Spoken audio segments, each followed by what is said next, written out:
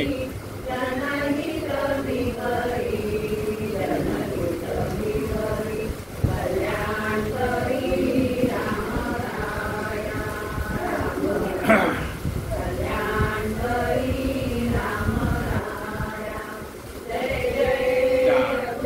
बरं का अजयला मला मागच्या पुढच्या टाकून ठेव.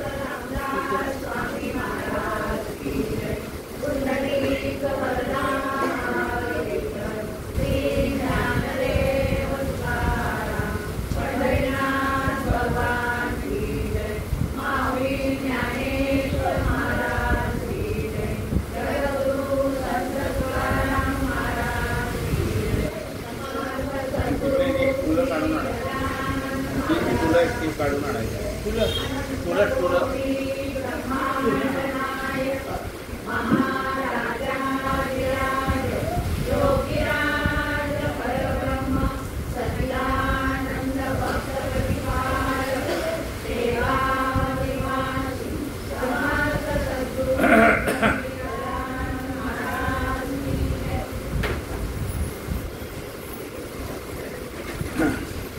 सजयति सिन्धुर्वदनो देवो यत्पादपङ्कजस्मरणं वासरमणिरिव तमसारासन्नासति विघ्नानां या कुन्देन्दुतुषारहारधवला या शुभ्रवस्त्रामृता या वीणावरदण्डमण्डितकरा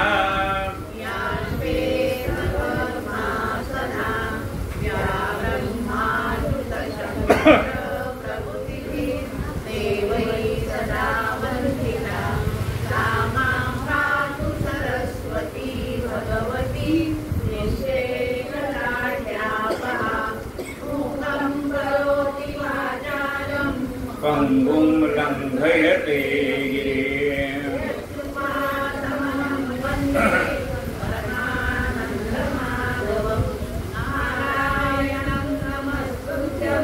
नरं चैव नरोत्तमं ततो जयमुदीरयेत् कंसचाणूरमर्दनम्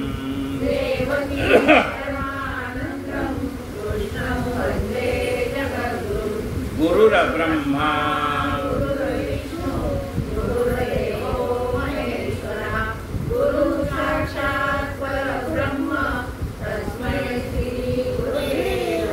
श्रोता वक्ता श्रीराम समर्थ. जय जय. तुम्ही आता 4:30 पासून राम उपासना करताय. मी लगी कल्याणकरी रामराया झाली की लगी इकडे सुरू केले. तर मध्ये तुम्हाला पाणी प्यायला पण वेळ मिळाला नाही. आता पाणी पिऊन घ्या. हां तुम्हाला कळत आहे ना माणसाला घशाला कोरड पडणार. मी 1 तासात 4 वेळा पाणी पितोय. तुम्हाला कोरड पडणं साहजिक आहे. आपल्यावरून जगाला जाणार. आपणास चिमोटा घेतला तेने जीव कासावीस झाला. आपणावरून दुसऱ्याला जाणीव झाली. आपण समर्थ रामदास स्वामी कृत मनाच्या श्लोकावरती यथाशक्ती चिंतन करतो आहोत. काल 185वा श्लोक झाला. थोडंसं पाहूत आणि मग आजच्या श्लोकाला सुरुवात करू. लपावे अति आदरे रामरूपी भयातीत निश्चित केस स्वरूपी कदा तो जनी पाहता ही दिसेना सदा ऐक्य तो भिन्न भावे वसेना. असा कालचा श्लोक होता. काय म्हटलंय? लपावे अति आदरे रामरूपी. रामरूपामध्ये आपण लपून जावं म्हणजे रामाला पुढे करावं. जसं लहानपणी मुलं आईच्या मागे लपतात त्याने. बाबा आले आता बाबा रागवती मग काय करते? आईच्या मागे लपवतात. पण काही वेळेला आई मुलीच्या मागे लपते असं खरं अजून आयुष्यात कधी पाहिलं नाही मी, कधी मुलीच्या मागे लपली नाही म्हणेन. मी कसं सांगता, आई काही वेळेला मुलीच्या मागे लपते. अहो, ज्या वेळेला त्या मुलीला पाहायला लोक येतात ना, त्यावेळेला पोहे आईने केलेले असतात आणि सांगतात ही आमच्या लेकीने केले बरं का. हा, म्हणजे लेकीला पुढे गेले नाही, मागे लपली. श्रेय कोणाला दिले? श्रेय मुलीला दिले. म्हणजे श्रेय घेताना आपण पुढे येत नाही तर दुसऱ्याला पुढे करतो. तसं आपल्या कर्तृत्वाचं श्रेय आपण न घेता ते रामरायाला द्यायचं आहे. तुम्हीच करणार आहेत ना, कर्तृत्व तुमचं, तुम्ही करणार. मग रामाच्या मागे का लपायचं आहे? तर रामाने ही शक्ती दिली ना, आपल्या शक्ती दिली, युक्ती दिली, बुद्धी दिली. म्हणून आपल्या कर्तृत्वाचा अहंकार आपल्याला न यावा यासाठी आपण काय म्हणणार, हे सगळं रामाने केल्यावर कमी काही नाही, मी निमित्त मात्र आहे. लपावे अति आदरे रामरूपी, भयातीत निश्चित ये स्वस्वरूपी. या संतांच्या संगतीमध्ये गेलं की मन भयातीत होऊन जातं, भयाच्या पलीकडे जातं. का जातं बाबा? इतक्या वेळ घाबरलेलं म्हणा, आता का भयातीत झालं? त्याला तर भीती का वाटत नाही? भयातीत निश्चित ये स्वस्वरूपे, ते स्वस्वरूपाशी रममाण झालेला असल्यामुळे त्याला आता कशाचं भय राहिलं नाही. जोपर्यंत ते वेगळं होतं तोपर्यंत भय होतं, वेगळं होतं तो भय होतं, एकत्र आल्यावर भय गेलं. हे कसं काय? अहो, मोठ्या रागा म्हणले नाही मी वेगळं करून राहतो, गेले राहायला, त्याची नोकरी सुटली, आता रोजचं चालवणं कठीण झालं. म्हणजे आई आता आम्ही तुमच्याकडे राहायला येतो, तुझ्याकडे तुला पेन्शन आहे, बाबांना पेन्शन आहे, आपल्याला काय आता नाही, मला नोकरी लागेल का बघून. चांगला कसा प्रपंच आहे, मला हप्ते भरायचे, हे भरायचं आहे, हे भाडं भरणं, हप्ते भरणं मला जमत नाही, मी आता येतो तुमच्याकडेच राहायला. ये बाबा, तुला कोणी जायला राहिलं बाहेर, तूच म्हणला मी राहतो ना. आता तो काय झाला, भयातीत झाला. आता मला भाडं भरायची काही काळजी नाही, आई वडिलाच्याच घरात राहतोय, म्हणजे माझं रोजचं भाडं वाचलं, गॅसचं वाचलं, किराणा वाचला, सगळं वाचलं, लाईट बिल वाचलं. भयातीत झालं.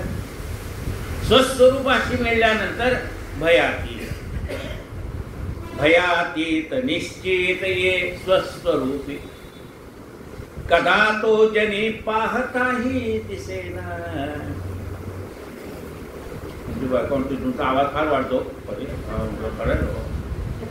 आवाज वाढतो, काय करायचं? हळू बोला म्हणजे तू थोडं. हा बस. भयातीत निश्चित हे स्वस्वरूपी, कदा तो जनी पाहताही दिसेना. तो असं पाहायला गेलं तर परमात्मा दिसत नाही. कदा तो जनी पाहताही दिसेना, सदा ऐक्यतो भिन्न भावे वसेना. पण एकदा का आपलं त्या आत्मस्वरूपाशी आपण एकरूप झालो तर आपल्याला कुणीही त्या परमेश्वरापासून वेगळं दिसत नाही. जे जे भेटे भूत ते ते मानिते भगवंत. जो जो प्राणी मात्र आपल्याला भेटेल त्याच्यामध्ये आपल्याला देव दिसायला लागतो. मग आपल्याला मुंगीमध्ये देव दिसतो, कावळ्याला घास घालताना कावळ्यामध्ये देव दिसतो, सर्पाला दूध पाजताना सर्पामध्ये देव दिसतो, देवीच्या देवळात गेली की वाघात देव दिसतो, म्हणजे हे देवीचं वाहन आहे, हे गणपतीचं वाहन आहे. सगळ्यामध्ये देव दिसायला लागतो. झाडामध्ये देव आहे.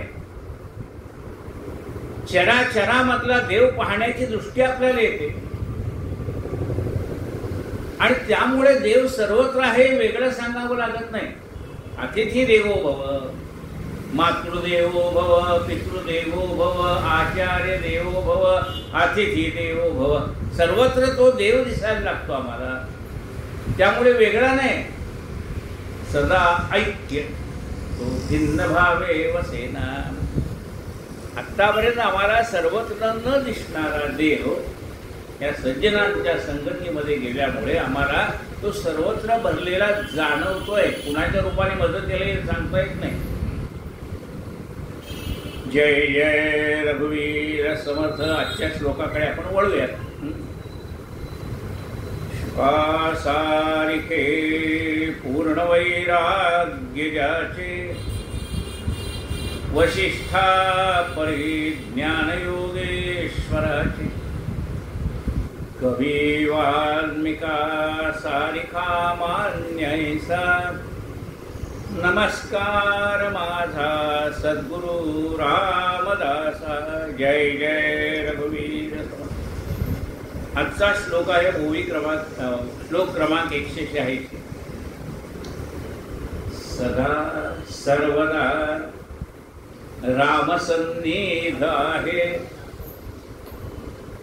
मना सज्जना सत्य शोधो निपाहे. अखंडित भेटी रघुराज योगू मना सांडिरे मीपणाचा वियोग. सदा सर्वदा राम सन्निध आहे. आपण म्हणतो ना सदा सर्वदा देव सन्निध आहे. तो देव म्हणजेच राम. तो सदैव आपल्या जवळ आहे. म्हणजे किती जवळ आहे? देव जवळी जवळी अंतरी. आपल्या अंतःकरणात बसलाय. देव जवळी जवळी अंतरी म्हणजे सदा सन्निध आहे का नाही? अंतरात आहे म्हणजे सदा सन्निध आहे. संत तुकाराम महाराज सांगतात, देवाला आम्ही हाक मारणार आणि मग देव येणार असं नाही. तुका वाजवित होता उभा विठ्ठल जवळ. तो कुठं आहे? वैकुंठाला बसलाय मग मी धावा केल्यावर येईल असं नाही. हाक मारलं गेलं की हजर आहे. आतच आहे ना. त्याला किती वेळ लागतो बाहेर यायला? म्हणजे आतही आहे ना बाहेर आहे. सदा सर्वदा राम सन्निध आहे. म्हणले हे सत्य मनात तू शोधून पहा, मग तुला कळेल की देव सन्निध आहे.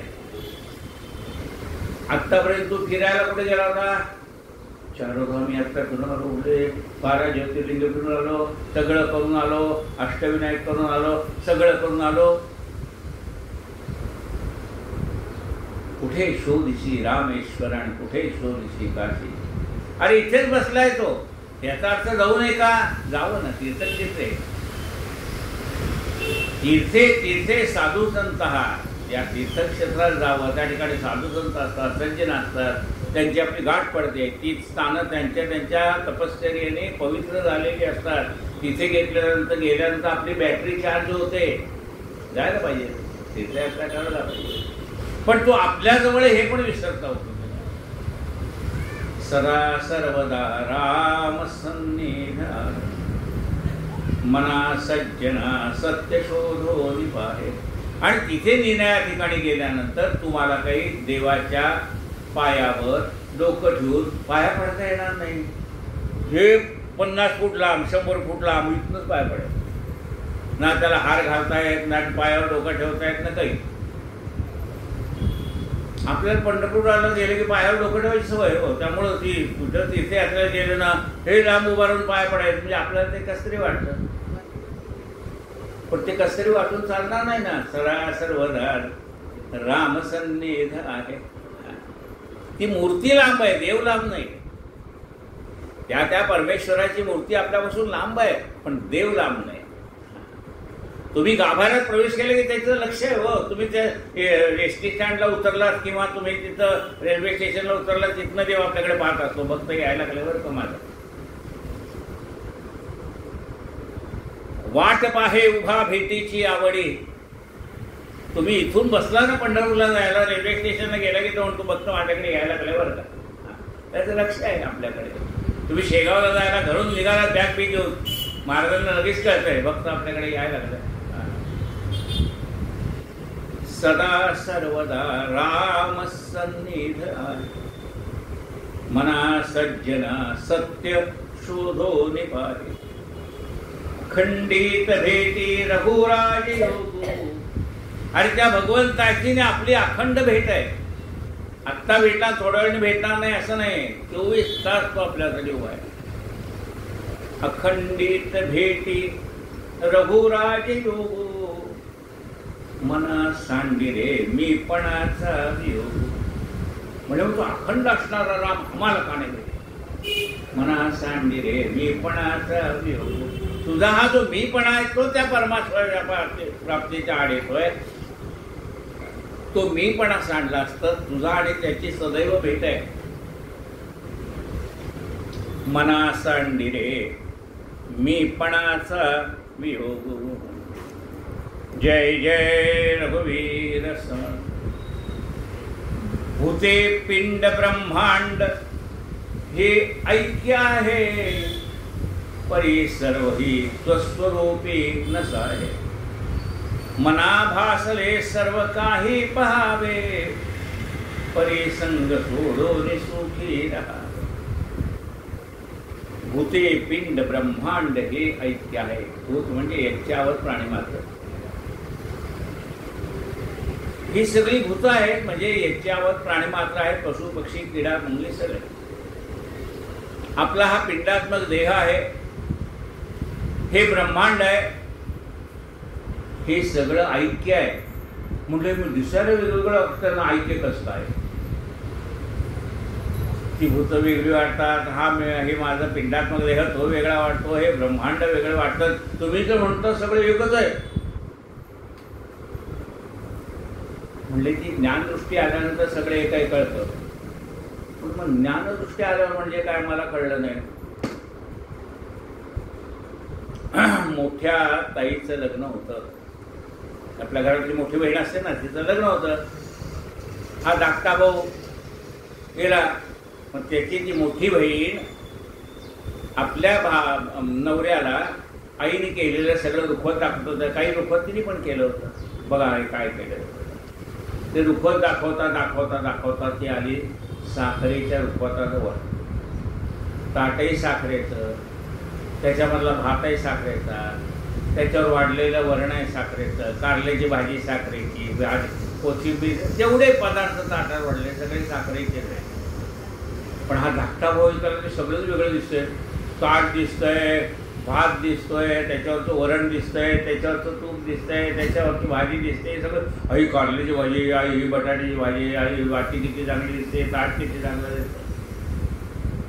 काही वर्षांनी हा धाकटा मुलगा मोठा झाला. त्याचं लग्न झालं आणि त्याचं लग्न झाल्यानंतर त्याची बायको ते रुखवत दाखवायला लागली. बघा म्हणले कसं आहे, हे ताट किती चांगलं आहे, वाटी किती चांगली आहे, भाजी कशी आहे, अमुक आहे. तेवढे आता मला, मी लहान होतो ना ताई त्यावेळेस मला कळलं नव्हतं. पण आता कळतं की ह्यात साखरेशिवाय दुसरं काही नाही. ती दृष्टी यायला वेळ लागतो का नाही. आल्यानंतर कळतं की नाही बाबा हे काय असं वेगवेगळं नाही, हे सगळं एकच आहे.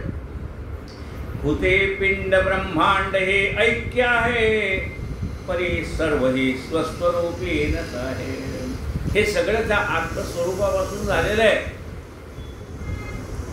मना भासले सर्व काही पहावे, परी संग सोडून सुखे राहावे.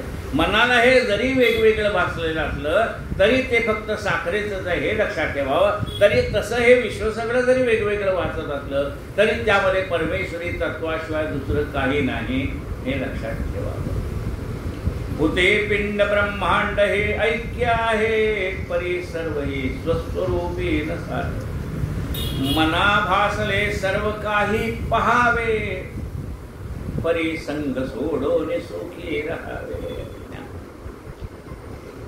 सगळा संग म्हणजे आपलं मन या आसक्तीतून बाहेर पडलं पाहिजे.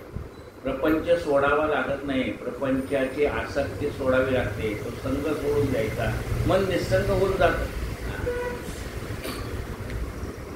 जय जय रघुवीर समर्थ.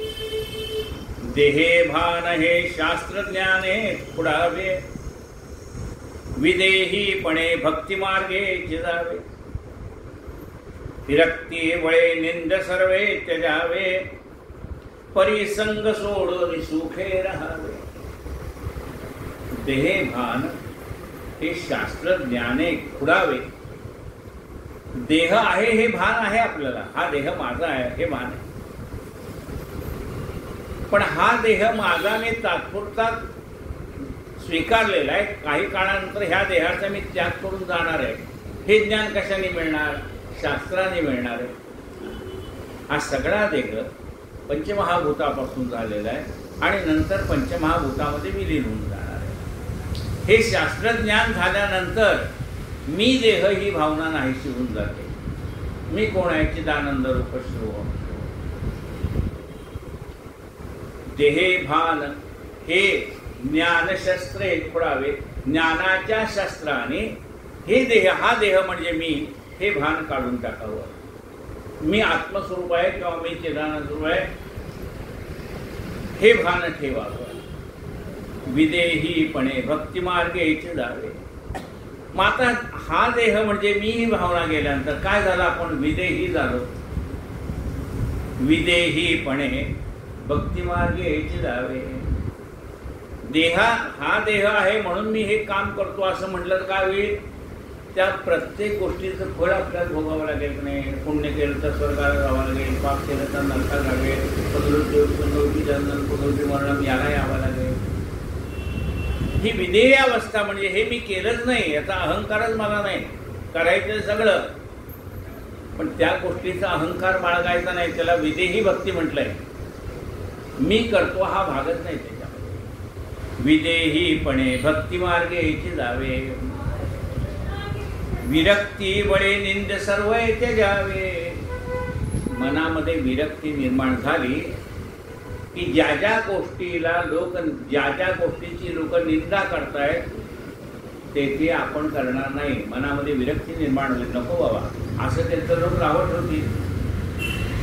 नको रे म्हणा द्रव्य ते पुढे जाते. अरे लोकांचं द्रव्य घेतलं तर लोक नावं ठेवतील ना. याला काही कमी आहे का? कशाला तिथं हात घालतात? लोक नावं ठेवणार. जे ज्याला ज्याला लोक नावं ठेवतात ते वाईट आहे. ज्यांनी निंद ते सर्व सोडून द्यावे, ज्यांनी वंद्य ते सर्व भावे करावे. म्हणजे ज्या ज्या गोष्टीला समाज नावं ठेवतो, कशाला कशाला समाज नावं ठेवतो? वाईट साडी निंदा केली कोणाला आवडेल का? ऐकायला आवडेल पण आपली निंदा कोणीला आवडेल का?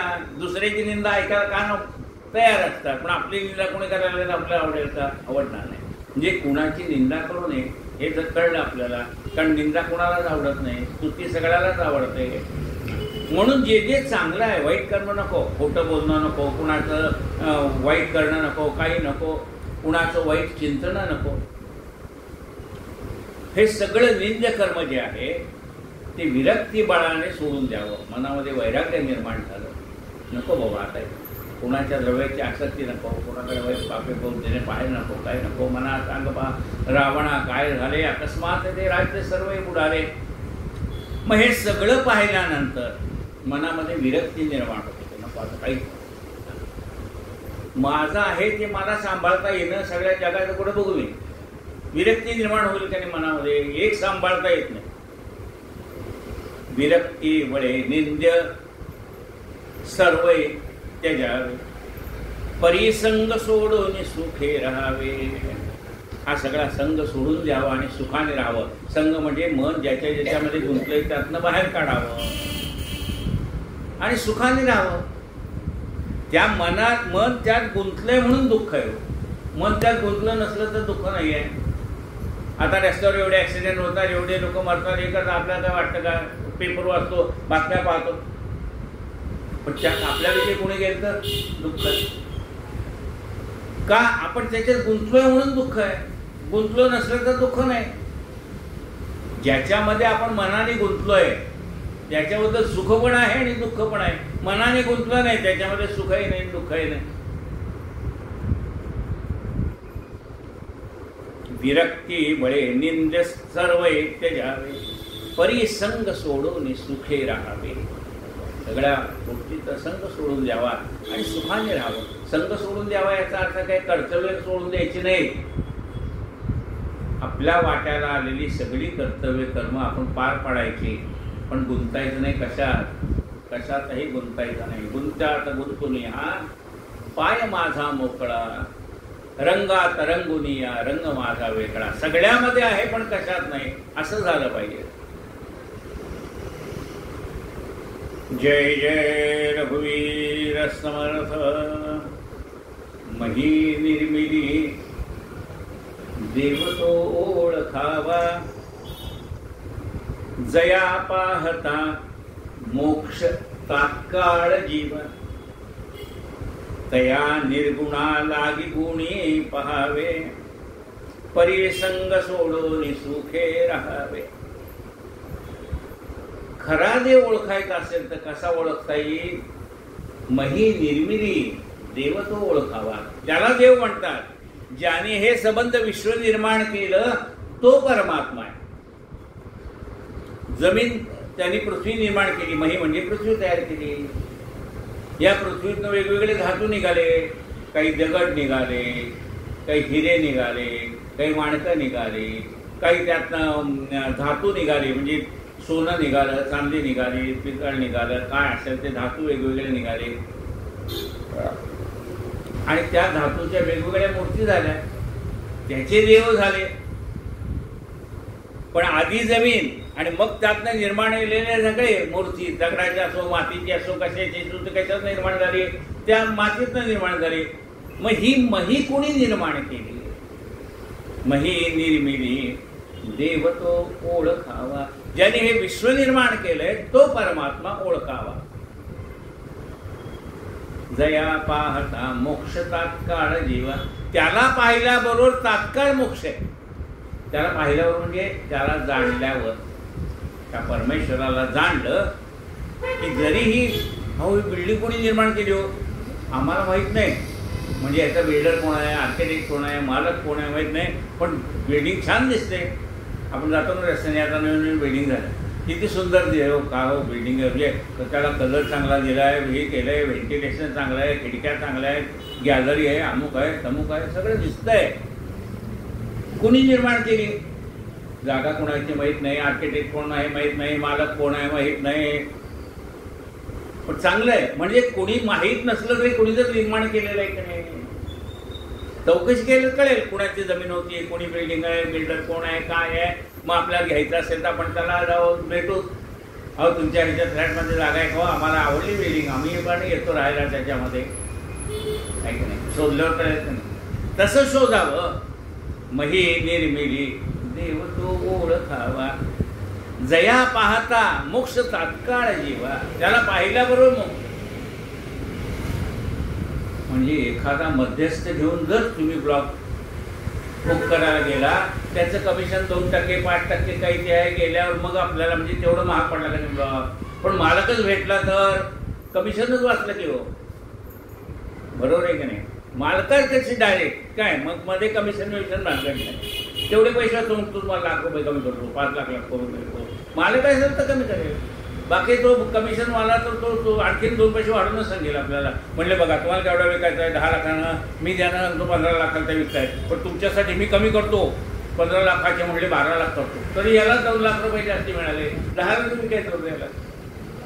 पण डायरेक्ट जर आपण त्याच्याकडे गेलो तर म्हणले आमची किंमत 10 लाख आहे, मला 10 लाख मिळायला पाहिजे. हा 15 लाख म्हणतो मी 5 लाख वाचले माझे. पण डायरेक्ट मालकाशी भेटल्यावर ना, तसं तो डायरेक्ट देव भेटला. जया पाहता मोक्ष तात्काळ जीवा. त्या परमात्म्याला पाहिल्यावर तात्काळ मोक्ष आहे. बाकीच्याला भेटल्यानंतर कालांतराने मोक्ष आहे, मिळणार नाही असं नाही. मुख्य देव आपल्याला नाही भेटला आणि ह्या देवाची सेवा केली तर कालांतराने मोक्ष मिळणार आहे. पण तात्काळ मोक्ष भेटायचा असेल त्यालाच भेटायला पाहिजे. जया पाहता मोक्ष तात्काळ जीवा, तया निर्गुणा लागी गुणी पहावे. त्या निर्गुण असलेल्या परमात्म्याला गुणामध्ये पाहावं लागतं. म्हणजे निर्गुणाचं ज्ञान व्हायला गुण काय करायचे, तो गुणातीत आहे. मग गुणामध्ये त्याला कशाला पाहायचंय. ज्ञानेश्वर माऊलींनी ज्ञानेश्वरी फार सुंदर उदाहरण दिलं. ज्ञानेश्वर माऊली म्हणतात निर्गुण आहे पण सगुणाशिवाय कळणार नाही. म्हणजे असं कसं निर्गुण आहे सगुणाशिवाय कळणार नाही, असं कसं काय. तो सगुण नाही म्हणतात, तो निर्गुण आहे म्हणतात, आणि सगुणाचा आधार घेतल्याशिवाय तो आपल्याला कळत नाही असं कसं म्हणणार. म्हणजे गुणाचा आधार घ्या म्हणतात, समज नाही म्हणतात. काय म्हणलंय बघा, तया निर्गुणा लागे गुणी पहावे. आता तो निर्गुण आहे, म्हणजे ज्याला एकही गुण नाही त्याला गुणामध्ये पाहायचं आहे. कसं काय म्हटलं, उलटं घडत आम्हाला कळत नाही भाऊ. काय निर्गुण आहे म्हणतात, त्याला गुणात पहा हे म्हणतात. निर्गुण काय आहे? अंक निर्गुण आहे. 1+1 = 2, 2+2 = 4. म्हणजे अंक हे कसे निर्गुण आहे. पण ते कळण्यासाठी खडे मांडून शिकविला ओ नामा देवी. खडे मांडून शिकवलं. हा एक खडा आहे, ह्याच्यात आणखीन एक खडा मिळवलं तर किती झाले? 2 झाले. ह्याच्यात आणखीन एक खडा मिळवलं तर किती झाले? 3 झाले. ह्याच्यात आणखीन एक मिळवलं तर 4 झाले. आता एक काढला, वजाबाकी बेरीज सगळं आहे का नाही? मग एकदा का ही निर्गुण वजाबाकी डोक्यात बसली, मग दरवेळी खडे घेऊन जायचं का? दुकानात जाताना थांबा हे खडे मांडतो, 1 आणि 1, 2, 2 आणि 2, 4 नाही. अंकगणित तोंडी पाठ नसेल तर मग कॅल्क्युलेटरवर 2 आणि 2, 4 आणि 2 आणि 2, 6. ज्याला 2.5 की पाव की सगळी पाठ आहे तो बराबर तोंडी सांगेल जरा किती गणित झाले, तो त्या कॅल्क्युलेटर मोजायचा घ्या सांगतो एवढे झाले. म्हणजे ज्याला निर्गुणाचं ज्ञान झालेलं आहे, पण सगुणाचा आधार घेतला का नाही त्यांनी? खडे मांडत. आता त्या पूर्वी खडे मांडत होते, नंतर आमच्या वेळेला त्या पाठीला अशा बारीक बारीक लाकडी हे होते, गोल होते, ते एक एक गोल सरकवला की 1, 2, 3, 4 काढायचं. त्यानंतर आता ह्या KG मध्ये शिकवतात, हा एक सफरचंद ठेवलाय, मग हे एक ठेवलंय, 1 आणि 1 किती, 2 2 किती, ते कळायला लागलं. म्हणजे सगुणाचा आधार घेतल्याशिवाय निर्गुण कळत नाही. तया निर्गुणा लागी गुणी पहावे. तो निर्गुण निराकार परमात्मा आहे, त्याला गुणात्मध्ये पाहावं लागतं. तो निर्गुण निराकार परमात्मा आपलं जर कल्याण करायचं असेल तर तो सगुण साकार होऊन येतो. म्हणून सगुणाची उपासना सोडायची नाही. निर्गुणाचं ज्ञान झालं तरीही सगुणाची उपासना सोडायची नाही. सगुणाच्या शिवाय उपासनेशिवाय निर्गुणाचं ज्ञान होणार नाही. पण निर्गुणाचं ज्ञान झालं, उद्यापासून मी आता पूजा करत नाही, मंत्र म्हणत नाही, जपही करत नाही असं नाही. हे निर्गुणाचं ज्ञान झालं तरी आपण सुरू केलेली उपासना सोडायची नाही. सगुणाची उपासना सोडायची नाही. निर्गुणाचं ज्ञान झालं तरी. आता हे साधू संतांना काही निर्गुणाचं ज्ञान नव्हतं. माझी जीवीची आवडी पंढरपुरा नेनगडी, पांडुरंगी मन रंगले. निर्गुणाचं ज्ञान होतं का ना, तरी पांडुरंगी मन रंगले. म्हणजे तरी त्यांनी सगुणाची भक्ती केली की नाही. म्हणून निर्गुणाचे ज्ञान घ्यावं. ते तो परमात्मा निर्गुण निराकार परमात्मा सगुण रूपाने भक्तांच्यासाठी कसा सगुण साकार झालाय हे जाणावं. तया निर्गुणा लागी गुणी पहावे, परी संग सोडून सुखे राहावे. त्यासाठी हा सगळा संग सोडून सुखाने राहता आलं पाहिजे. जय जय रघुवीर समर्थ. श्री कृष्ण गोविंद हरे मुरारे.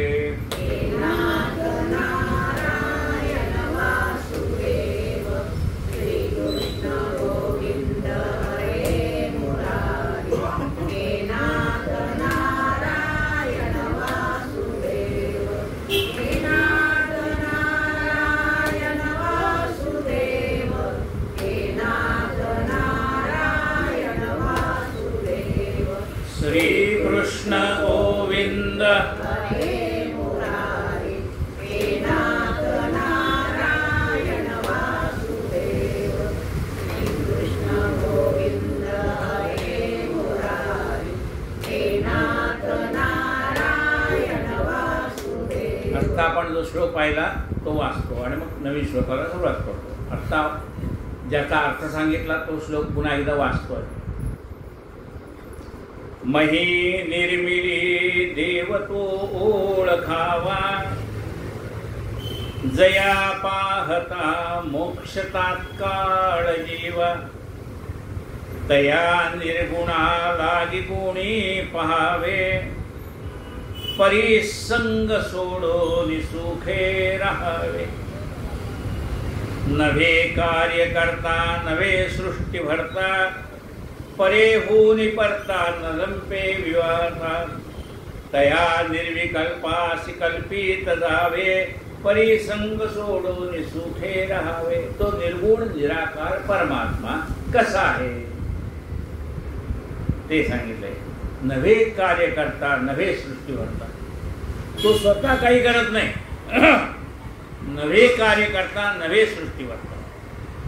तो स्वतः काही करत नाही. सृष्टीचं पालन पोषण करत नाही, निर्मिती करत नाही, संवाद करत नाही. हा काय करतो? हे कसं निर्माण झालं? हे सगळं करते ती त्याची बाया करते. तो स्वतः काही करत नाही. जसा बिल्डर स्वतः काही करत नाही. तो आर्किटेक्टला सांगतो जा एवढा नकाशा काढून आण. दुसरा एखादा एजंट आहे त्याला सांगतो जा ते जी काही तिथं महानगरपालिका असेल तिथल्या अधिकाऱ्यांना मॅनेज कर किंवा योग्य ते कागदपत्र दाखव. सगळे कागदपत्र आपली चांगली असली पाहिजे. कोणी त्याच्यामध्ये खोट काढता उपयोगी नाही. हा स्वतः जातोय काय कुठं?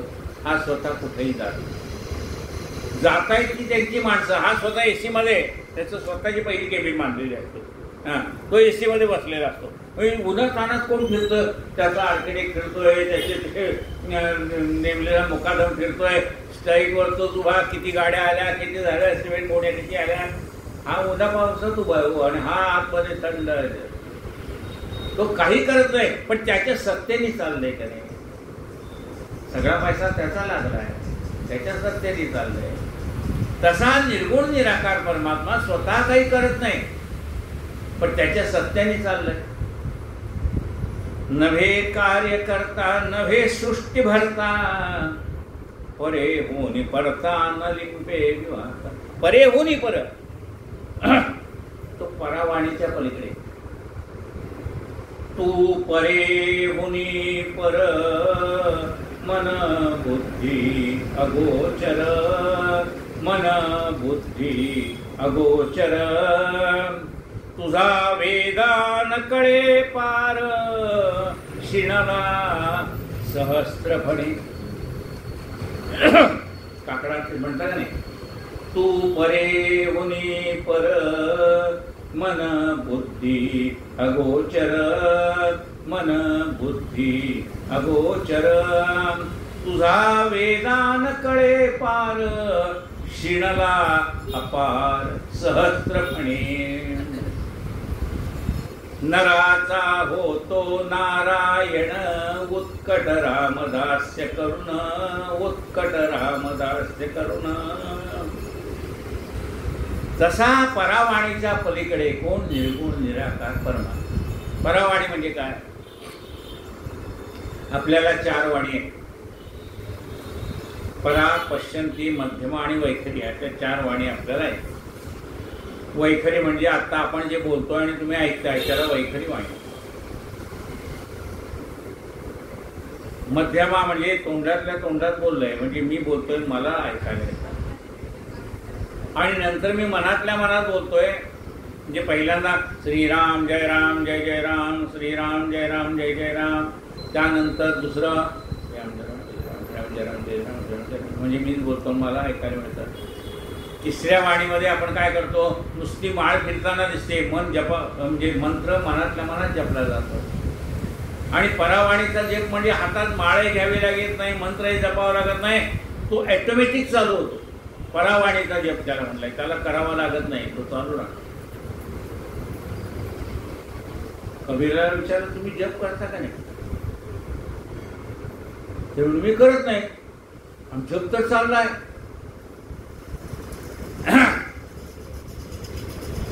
राम हमारा जप करे हम करे आराम. आतापर्यंत मी जप करतो हा अहंकार होता, आता मला काही करावं लागत नाही. सोहम सोहम सोहम चालूच आहे. करावं लागतो का तो जप? करावा लागत नाही. परावाणीचा जप आहे, करावं लागत नाही, चालूच, अखंड चालू. पण या 4 वाणीच्या पलीकडे तो परमात्मा आहे. काय म्हणते पहा? परे हुनी पर. परे हुनी परता नलिंपे विवारता. तो परावाणीच्या पलीकडे कुठल्या वादामध्ये सापडतच नाही. देव आहे म्हणा का नाही म्हणा, त्याला आहे म्हणलं तरी आनंद नाही, नाही म्हणलं तर दुःख नाही. न परे हुनी परता न लिंपे विवारता. असा जो निर्गुण निराकार परमात्मा आहे, तो परावाणीच्या पलीकडे आहे. म्हणजे याचा अर्थ ज्याला शब्दामध्ये वर्णन करून सांगता येत नाही असा परमात्मा. तया निर्विकल्पाशी कल्पित जावे, त्या निर्गुण निराकार परमात्म्याची आपण कल्पना करावी. तया निर्विकल्पाशी कल्पित जावे, परिसंग सोडून सुखे राहावे. जय जय रघुवीर समर्थ. देहे बुद्धीचा निश्चय ओझा ढळेन, तया ज्याला मी देह आहे हा निश्चय ज्याचा अजून जात नाही, त्याला कितीही ज्ञान सांगा काही कळत नाही. तया ज्ञान कल्पांत काळी कळेना, कल्पांत आला तरी त्याला ज्ञान कळणार नाही, कारण त्याच्यातून देहबुद्धी गेली नाही. देहबुद्धीचा निश्चय ओझा ढळेना, तया ज्ञान कल्पांत काळी कळेना. परब्रह्म ते मी पणे कळेना, ते परब्रह्म आहे, मी त्याला शोधून काढीन, मी एवढा अभ्यास करीन, मी प्रकांड पंडित होईन. त्या मीपणाने तो भेटत नाही, तो मीपणाचा आडवा येतोय त्याच्या. परब्रह्म ते मी पणे कळेना, मने शून्य अज्ञान हे मावळेना. मनामध्ये असणार जे अज्ञान आहे ते नाहीस जोपर्यंत होत नाही. आता नाहीस का होत नाही, याला अहंकार आहे ना. तू कोण सांगणार मला सगळं कळतंय, जा बाबा तुला कळतंय तर मी काही तुला सांगत नाही. कोण सांगायच्या भानगडीत पडे?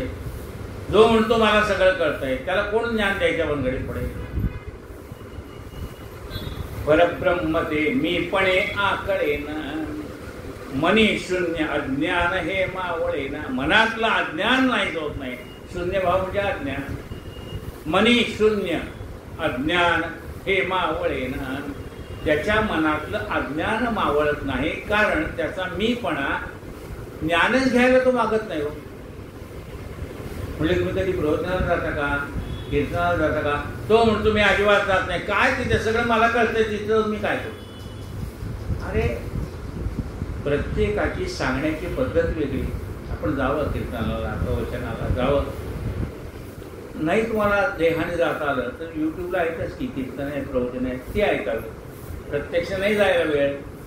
हा म्हणजे कीर्तन इतकं लांब आहे, आम्हाला नाही जाता येत, आम्हाला सोबत नाही, काही नाही. आज त्याची कीर्तनाची वेळ ह्याच्यावर आहेत ना, ती ऐकणार बाबा.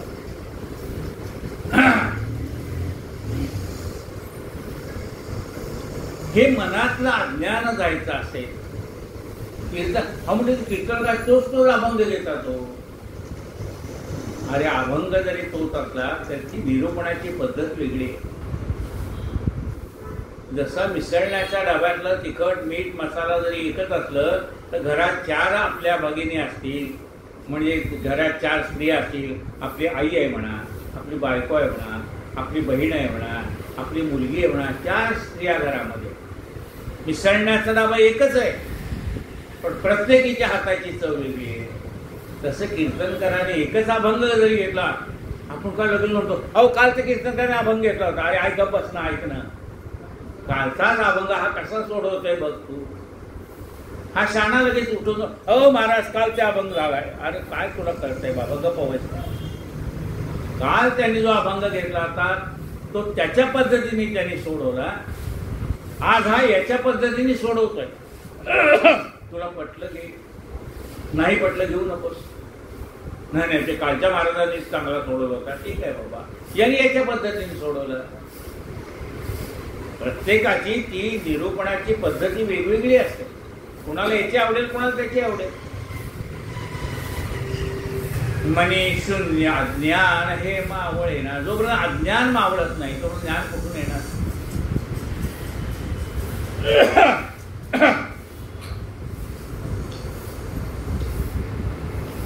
जय जय रघुवीर समर्थ. मनाना कळे ना ढळे रूप ज्याचे, दुजे विण ते ध्यान सर्वोत्तमाचे. तया खूण ते हीन दृष्टांत पाहे, तेथे संग निसंग दोन्ही न राहे. मना ना कळे ना ढळे रूप ज्याचे. मनाला कळत नाही तो परमात्मा कसा आहे काय. मना ना कळे ना ढळे रूप ज्याचे. त्याचं रूप आहे तसंच आहे. म्हणजे तो सुंदर आहे तसा सुंदरच आहे. आमचा लहानपणीचा फोटो बघा ना आत्ताचा बघा. आमचं सौंदर्य दिवसेंदिवस कमी होत चाललंय. त्याचं तसंच टिकून आहे ना. वर्षानुवर्षाने युगानुयुग तसंच आहे.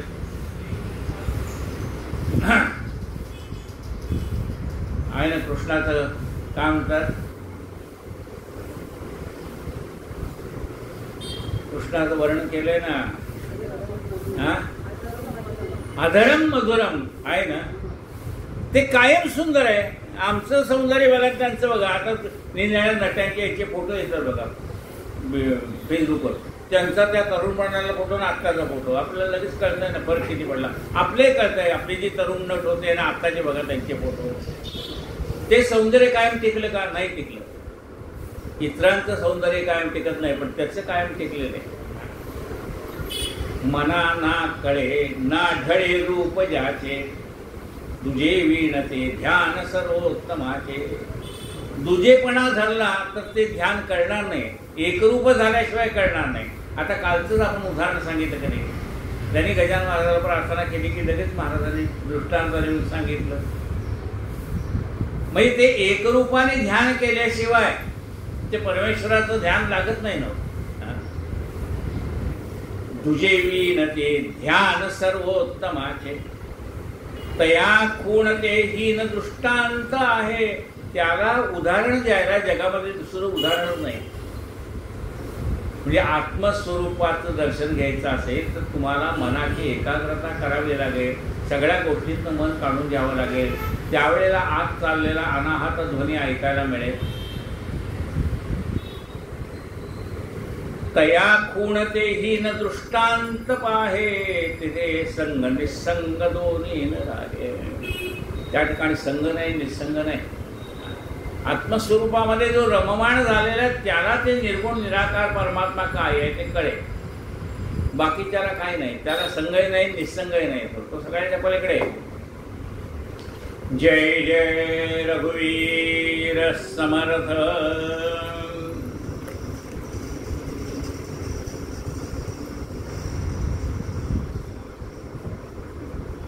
आज 7 श्लोक झाले. 192वा श्लोक चालू आहे. म्हणजे झाला आता. उद्या 193. कायेन वाचा मनसेंद्रियर्वा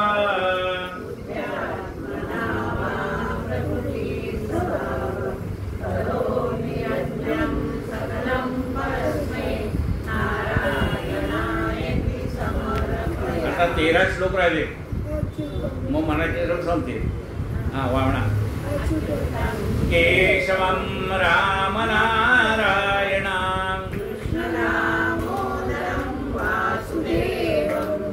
श्रीधरं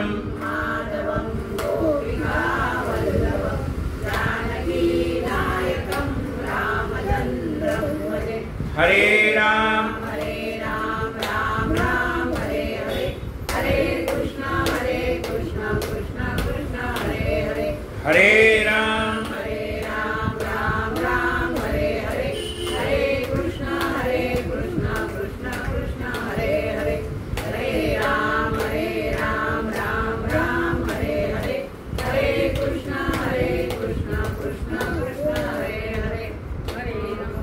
गोपाल कृष्ण भगवान की आरती.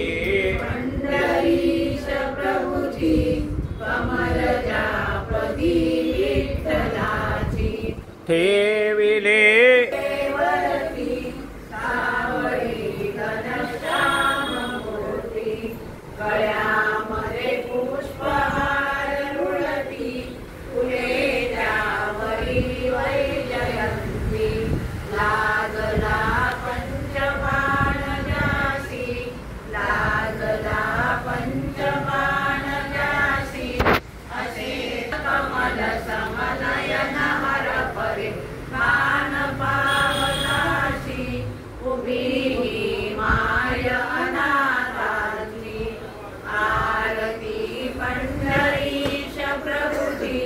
कमलजा पदी विठ्ठलाची कटीला पीतांबर कशिला कस्तुरी तिलक भव्य बाला नितीला अभिर गुलाला दर्शना संत संग आला जल्लरी टाळ वाजताना लल्लरी टाळ वाजताना नाचती भक्त प्रेम अत्यंत गुंतले चित्त हरी पायी गुंतले चित्त हरी पायी गणूला पावविता बाई आरती पंढरीश प्रभूची कमलजा पदी